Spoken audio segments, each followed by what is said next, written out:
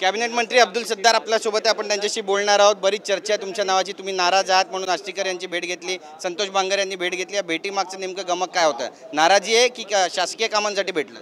शासकीय कामासाठी ते माझ्याकडे आले। मी पालकमंत्री आहे हिंगोली जिल्ह्याचा आणि ते आमच्या जिल्ह्याचे खासदार आहात। खासदार आपल्या कामासाठी आले, आमदार आले, योगायोगाने दोघंही एक जागेवर भेटले आणि दोघांची भेट झाली आणि त्याच्यामुळे हे नवीन चर्चेला उधाण आलं। पण कॅमेऱ्यामध्ये पण तुम्ही काय झालं, तुमचे फोटो आता समोर आले? नाही, कॅमेरा आहे ना, मी नाही तो बोललोच नाही। मी त्यांच्याशी बसलो, त्यांच्याशी गप्पा केल्या, त्यांच्याशी चर्चा केली आणि खासदार या नात्याने त्यांच्या ज्या ज्या आमच्याकडं जिल्ह्याच्या बाबतीत त्यांनी जे चर्चा केली त्यांनी आणि बांगर साहेबांनी तितकीच चर्चा झाली। राजकारणाची चर्चा अशी ओपन करता येत नाही। शिवसेनेचा खासदार वाढवण्याचा एक आकडा आणखी वाढवताय तुम्ही, अशी पण चर्चा आहे, याला उत्तर कसं द्यायचं? याचं उत्तर एकनाथ शिंदे साहेबाकडेच आहे।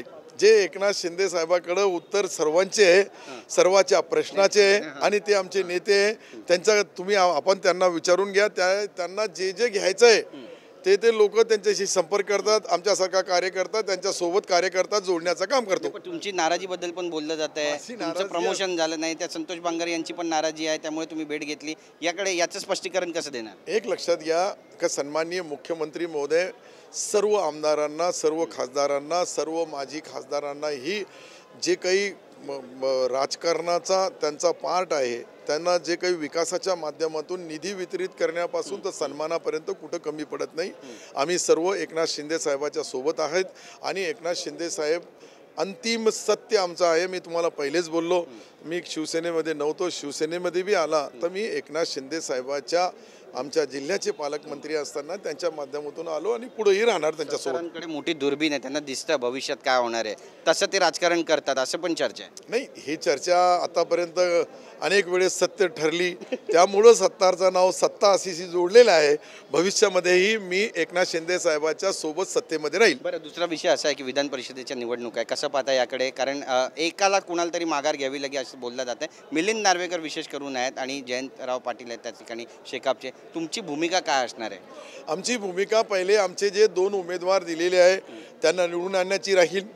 त्याच्या व्यतिरिक्त ही आदरणीय मुख्यमंत्री एकनाथ शिंदे साहेब दुसरी जबाबदारी देतील तर तीही जबाबदारी आम्ही आमचे मित्र आमदार असलेले यांच्याकडून ती पार पाडू। बरं, मिलिंद नार्वेकर हे सगळ्यांचेच मित्र आहे, म्हणजे तुमच्या देखील जवळचे ते असतील, सगळ्यांशी व्यवस्थित बोलतात, त्यांचा जनसंपर्क दांडगा आहे, त्यामुळे त्यांच्यामुळे कोणत्या आमदाराची अडचण होईल असं तुम्हाला वाटतं?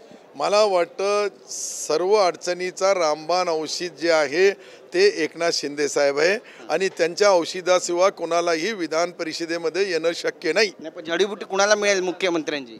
मला वाटतं जे ते आम्हाला आदेश देतील त्याचं पालन करणारा मी बी एक कार्यकर्ता आहे त्यांचा। बोलल्याबद्दल तर आपण पाहतोय आपली भूमिका स्पष्ट केली अब्दुल सत्तार यांनी। कॅमेरा पर्सन योगेश गुरवसह गिरीश गायकवाड, TV9 मराठी, मुंबई।